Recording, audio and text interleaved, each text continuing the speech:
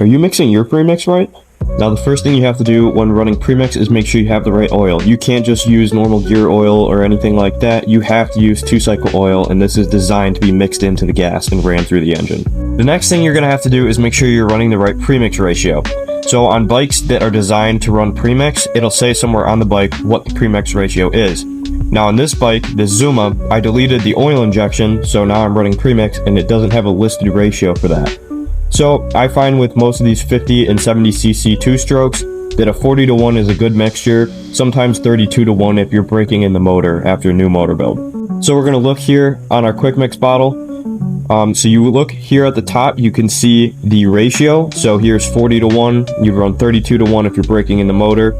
Obviously, the bigger the number here, that means the more parts per gas to the amount of oil you put in. So this is going to be a leaner ratio, and this is going to be a richer ratio in terms of oil to gas.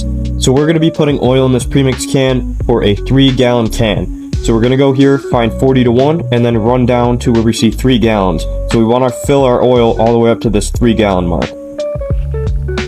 Now we want to put our oil in first before we fill our can up with gas. Alright, so now I want to make sure we only fill it up with gas to that 3-gallon mark, because if we go any more, then we're throwing off our ratio.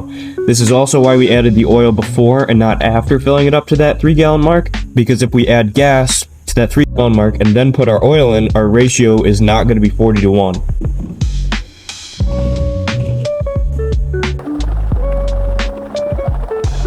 And there you go, that is how you mix premix the proper way. If you're interested, I have a video on how I delete the oil injections for these ZUMAs right here, so you can run premix in those too. Go check that out in the link down below.